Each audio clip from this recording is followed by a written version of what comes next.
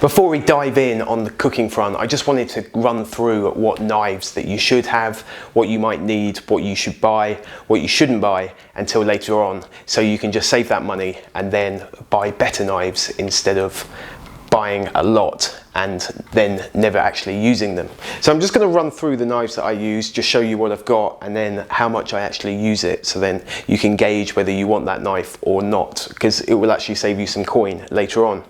So starting with the cleaver, hardly ever use it. Some people will use this for everything because they can do their veg prep with it, and then afterwards you can pick up whatever it is you've chopped and then straight into the wok, frying pan, whatever else. So depending on the style of cooking, this could be really well used, or for me it isn't actually used that much. It weighs quite a bit, so if you were to use this as a professional chef 10, 12, 15 hours a day, then that would be weighing quite a bit on your arm.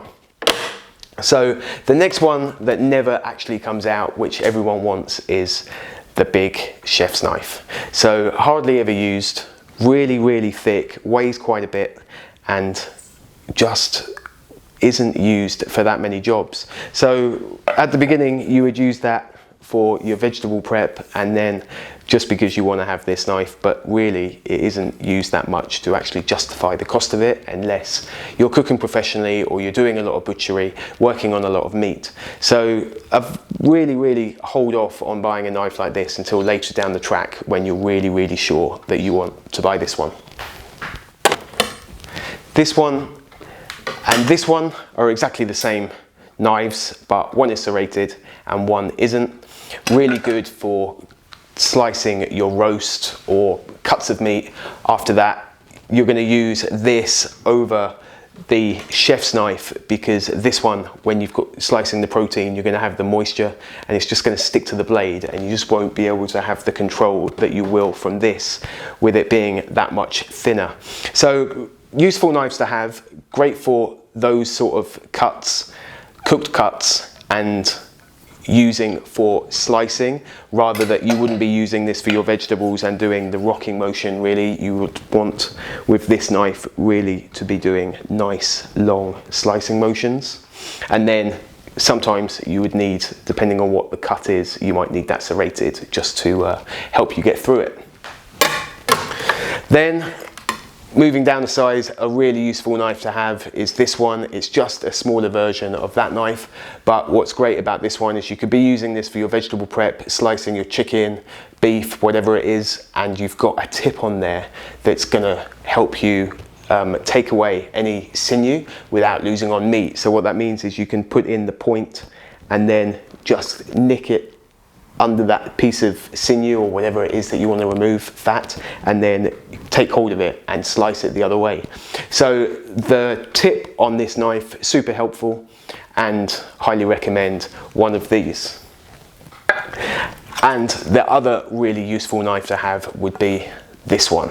So the difference being is this one you're going to use a lot more for vegetable prep, just because you haven't got that point. You wouldn't want to be cleaning your chicken or beef with this one, because you would be able to clean the fat from the sides, but you won't be able to get those bits of sinew without wasting actual meat. So without that tip, obviously it reduces the use of it, but probably the most used knife in any professional kitchen or any home kitchen is going to be this style of knife, and also is really handy for scooping up anything that you've cooked, just like the cleaver, and then scraping it into the pan. So small prep knife, really handy, cleaning vegetables, cleaning away parts, mushroom caps, whatever it is, small items that you just want to get rid of. Vegetable prep that's really quick, simple, easy, delicate, but really avoid the bigger vegetables like sweet potatoes or carrots. When it comes to this knife, you're going to want more weight behind it just to help you get through that vegetable.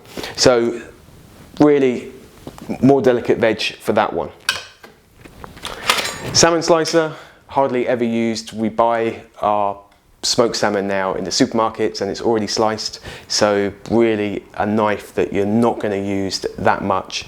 So really hold off on buying anything like this, because the expense versus the use of it is not really worthwhile. It's probably a $300 knife and hardly ever used. So this is a paring knife, and it's just pretty much for turning vegetables, so not really used that much anymore. If you go to the old style hotels, you'll find those turned potatoes and items like that, which is like the barrel looking one. Hardly ever used anymore, so at the moment kind of run off its trend. I'm sure we get back there at some point, but for now it's really rarely used, and it's not a knife that you could actually not get away with using that one instead. So pretty pointless knife at the moment, but you know, it's up to you really. A boning knife for working around joints, doing butchery. Again, you could just as well in the home kitchen get away with using this, because from the supermarket everything is coming pretty much cleaned and as we need it. So a handy knife to have, but if you're not doing your own butchery, you can even ask the butcher to do whatever it is you need to do, and that will save you the job on having this knife and needing this knife. So obviously the roasting fork, which is self-explanatory, and the blade. So you should always have a steel, because a steel will just help you keep your knife sharp, and a sharp knife is always better to have. It's a lot safer, even though when you do cut yourself, it is going to cut through much more easily, but it's much better to have a sharp knife, because it will just be a cleaner cut, and then normally you can just press it back together and you're good to go. So always keep your knife super sharp, and a great way to do this, I never actually use this steel. Normally I use the Wusthof diamond steel, and it's just a great way between each job that you can keep the knife sharp and you're good to go.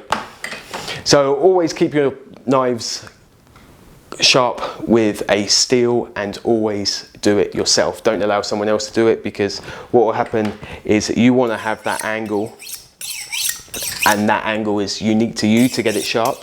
So if someone else comes in and starts and changes the angle, then it's just going to blunt the knife. So try and make it so you're always sharpening your own knives and not allow other people to do it. If you're in a professional kitchen, you would always go to that chef if you were using his knife and be like, can you sharpen this for me? Because that's how important it is that the individual sharpens their own knife.